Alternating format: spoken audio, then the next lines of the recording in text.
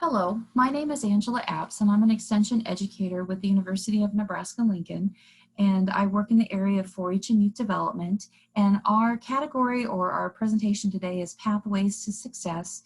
It's a breakout session for the UNL Career Day, and hopefully you've been able to download a document for this presentation as well. So the part that we're going to be talking today about is your personality and trying to find careers that fit your personality types. So we're going to be kind of looking through some Myers-Briggs assessment that's been done with some other types of other types of career assessments. The part that we're going to be looking at is just as a quick one. I know I have taken the lengthier version of Myers-Briggs in college as well as an adult through a leadership program, and have completed this one as well. I've been part of Real Colors. I've been through some of the things with Gallups, with Strength Finders. So there's lots of different types of assessments. Now understand that all of these assessments have been for several centuries in marketing and making something there for you to kind of learn about who you are as a person. So Myers-Briggs research is on prior research and Real Colors, and so has Strength Finders as well. So we're going to be looking at personalities. We're going to be kind of looking at how it describes who you are as a person, thinking about how maybe you react to some of those situations or other people around you or what's going on in the environment. Also going to be looking at how other people, probably who know you really well, such as family or some friends, can also describe who you are as a person. So the first part to do is to get that handout. You're going to actually not worry about page 1.5, but you're going to worry about 1.6 and 1.7 for today's piece. If you want to do the questions on 1.5, feel free to do that. We're just going to be focusing on the 2 pages in front of us here. Now, this right here is an assessment. There's actually only 30 questions you're going to be answering. Question 22 and 26 have no question there for you, but you're just going to read through the question, answer A or B. And again, sometimes I have students say, well, this is not what I would respond to the situation. Totally get it, but just try to find one that's the most like you, because we're going to be looking a little bit at our different choices that we make in the situations that are in front of us. Okay. So as I'm looking at question number 17, if you were a teacher, would you rather teach A, courses involving theory, or B, factual courses? So, you know, those are some things where you're just going to take that first gut instinct and how you're going to answer that question. So I'm going to pause the video, or on your end, you pause, and come back after you finish the assessment, and then we'll talk through about how we're going to score this piece. So good luck, have fun, and enjoy the assessment.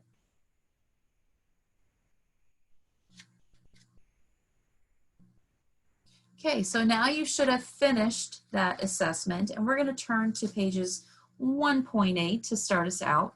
And you're going to notice that when you look at that page, all I see are letters and a bunch of numbers, right? Okay, so you're going to notice that there's columns. So there you have E, I, S, N, T, F, P, and J. That's on your worksheet in front of you.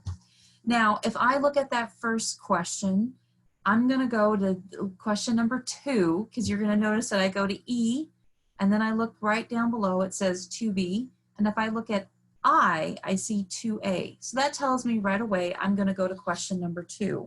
So you're going to flip back over to your page 1.6 and find how you responded to question 2. When you have to meet strangers, do you find it A, something that takes a good deal of effort, or B, pleasant, or at least easy? So you're going to go back and answer how you responded to that question.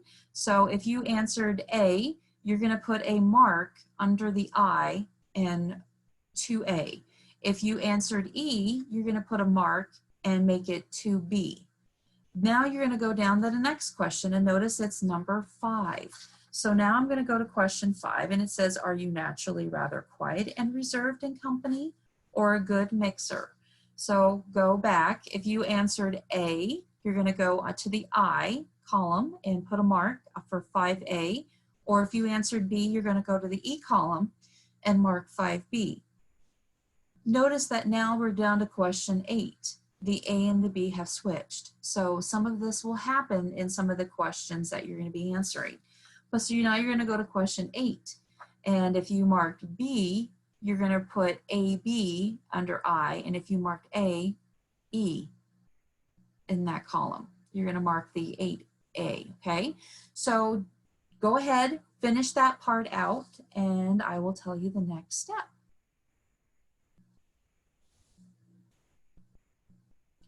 If you need to pause, be sure to pause because I'm going to continue on here in just a moment.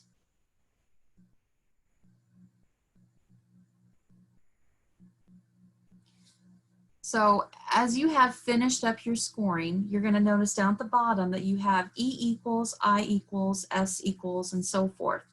You're going to actually go down the line for column E and add up all of the ones that you have checked off. So you could have a score of 3, or you could have a score of 1, 2, 3, 4, 5, 6, 7 in that category, okay?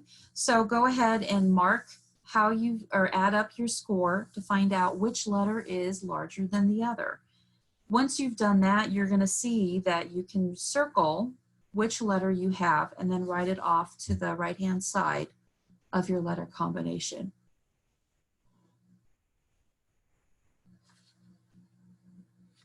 Okay, so go ahead, pause if you need to finish out your part of discovering your 4 letters.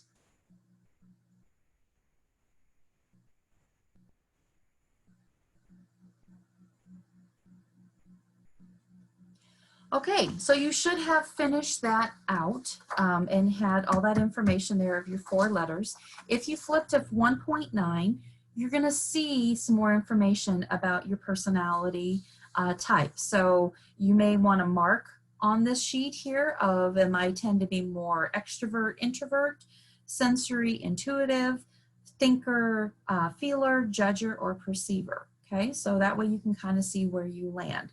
We're going to talk a little bit more about this here in just a second, but I just wanted you to be aware that you will find yourself, sometimes I've had some students say, my numbers are equal between E and I or S and N, and that just means, or even the other categories as well, if we had a spectrum and you have I on one end and E on the other, that just means that you're more toward the middle if you're in that scoring. So kind of read through and find the one that's more like you as you're trying to decide today about who you think you are for your letter combination, but realize that you can use both of them.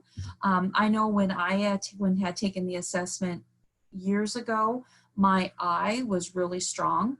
And as I have been through college and other type of work experiences, as well as other things that have happened in my life, my E has been a little stronger. So I can actually be more in the middle depending on the situation and the group of people that I'm with. So that's, again, that's that piece that you will change from time to time, and things will be different again the next time you take this test. So we're going to be looking at how our traits help us in our thinking, what we value, and how we like to live. The first one we're going to be talking about is our energy, though, okay? And that is where we're going to be talking about our E and I. And one thing before I forget is please make sure that we don't stick people in a category and say, oh, they're just an introvert, they are not social, or they're just a feeler, they use too many emotions, okay? So that's really important that we don't do that to people, because you do have all 4, actually 16 different categories in you. It's just a matter of how we use them. And so you do have the 8 that are here, but when I say 16, there are 16 different letter combinations. And so those will come out during that time as well. So when we talk about our energy style first, extroverts are energized by other people and the world around them, where introverts do not need people, they need to be alone and have some quiet time. So again, they're enthusiastic, energetic, and maybe talkative, and they get pumped up because they're around people. And so social events are a way for an extrovert to feel energy. An introvert, on the other hand, is they're not antisocial. They just get drained by those social events. So they need that time to be alone and to reflect and or be with people who they know in order for them to get energized. So it's all about how we develop that energy. So it's our energy style when we talk about introvert and extrovert. And you can read through the list here of how what's on your worksheet as well. That has some information about being an extrovert and an introvert. The next one we're going to talk about is how you take in information. And so we're thinking about how you are using your thinking styles.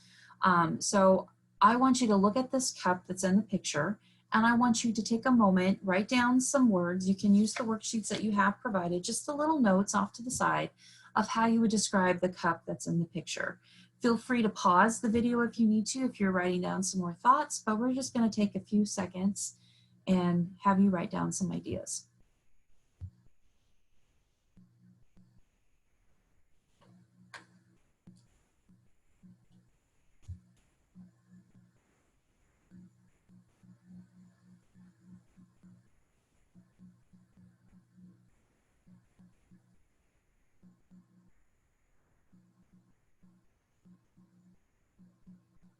So we're going to be coming back to this picture. So keep a hold of those in just a second. We're going to go kind of look through them.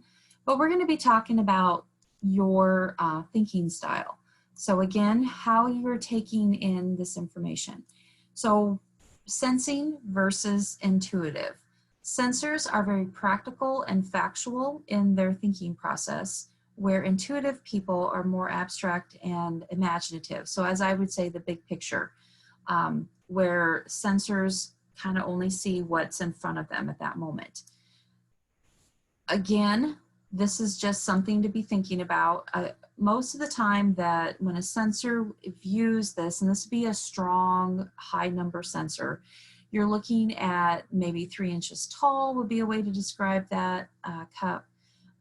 Maybe it's white, maybe made of styrofoam.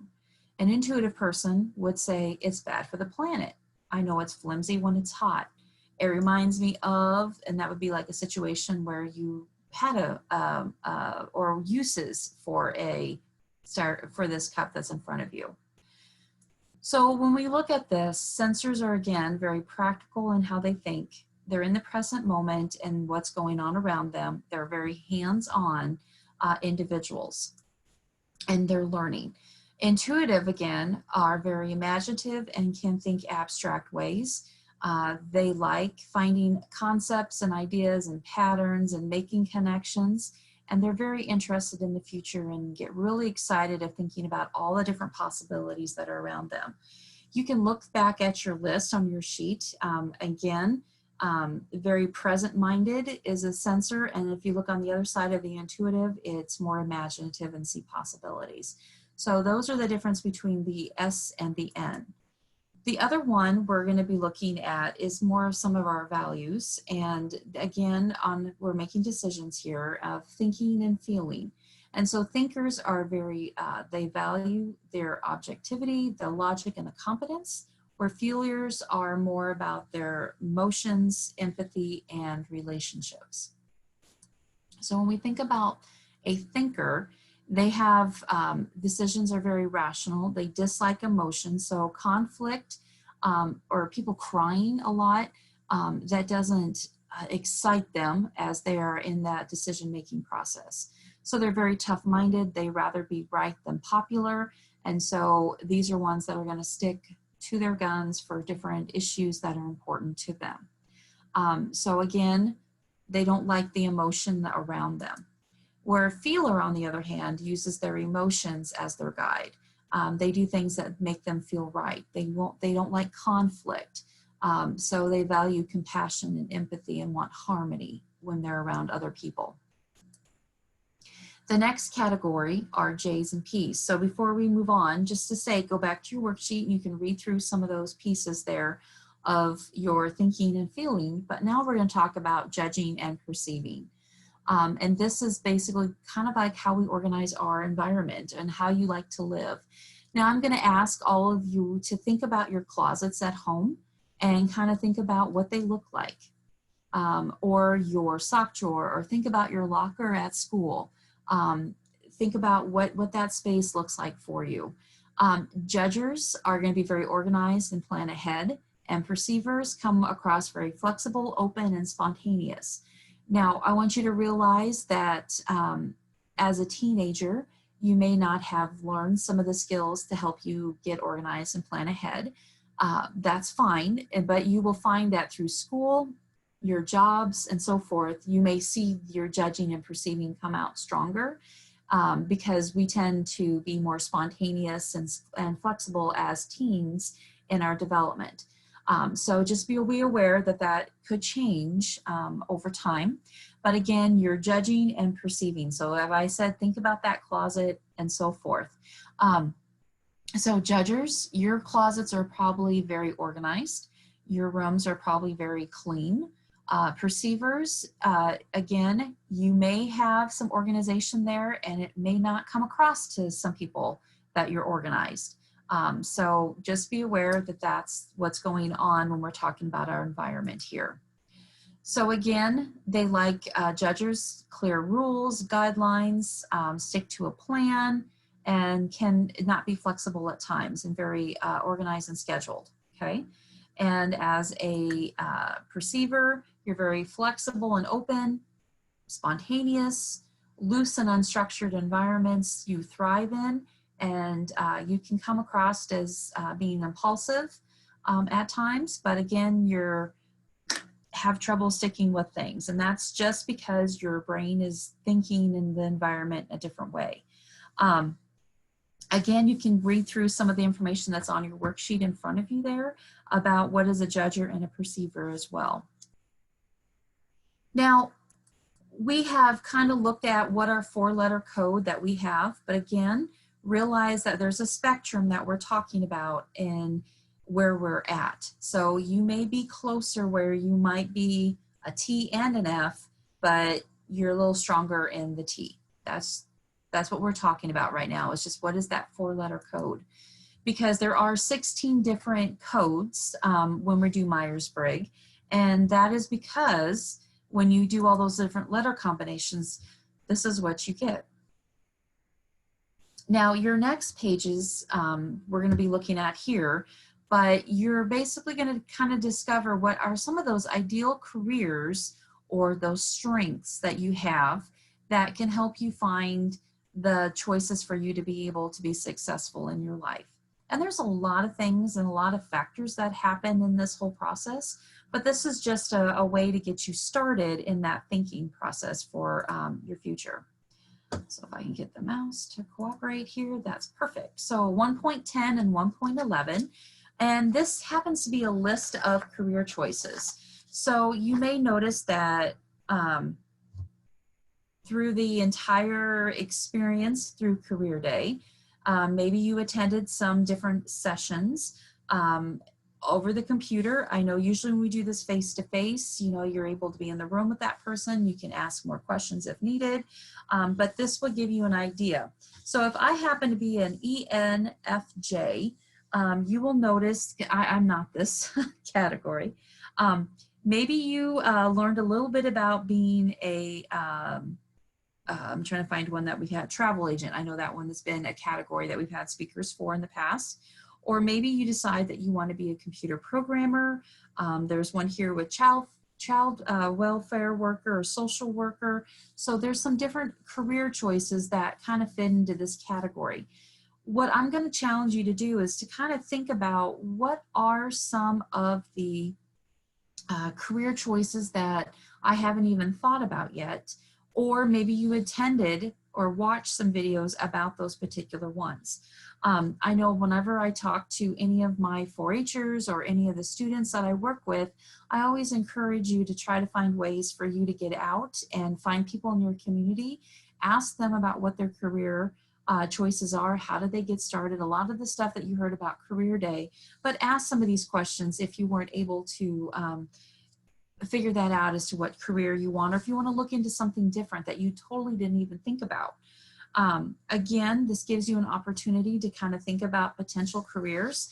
And I know that as I look through my personality one, I'm like, oh, I never really thought about that career before, but I do like to dabble in learning about that information, okay? So just be aware that there's lots of ways that you can go in your career choices, and this is just to help you kind of figure that out if you're struggling still. And don't worry, high school sophomore, you shouldn't have everything figured out yet. Hopefully by the time you get to college, you've got some ideas of different choices, but realize that not every career, you know, that you're set, that you're going to be doing that career the rest of your life. Maybe there's going to be some changes that happen, but they're probably going to be related in the same category or the same strengths that you're discovering about yourself and your personality. This is another resource that you probably have used and can help be very helpful when you're looking at the career cluster and different choices. This is another tool that I'm sure guidance counselors have utilized in your classes. We're utilizing that with Career Day. So just be aware that this is there for you to help you make some of those choices. So as a quick review of your letter combination that we have, we're going to be looking at what recharges your batteries, E or I. How do you think and process information? That's S and N. How do you make decisions? Are you a thinker or are you a feeler? How do you navigate through your time? Are you a judger and a planner, or are you a perceiver and spontaneous, okay? So those are some of the different ways to be able to think about what we talked about. Look at your worksheet, use it as a guide to help you through that process in finding some other type of potential careers. And if you still have questions, ask your guidance counselor. I'm sure there's lots of extension educators across the state that you're able to be in contact with to ask about different opportunities as well. I know through 4-H we offer curriculum and offer lots of different opportunities in learning about new information. And so there may be something there for you as well, or maybe there's some clubs in your school that you can get involved with to help you guide you in your thought process. So hopefully you had a wonderful time in learning about the Myers-Briggs. So good luck and hope to see you sometime soon.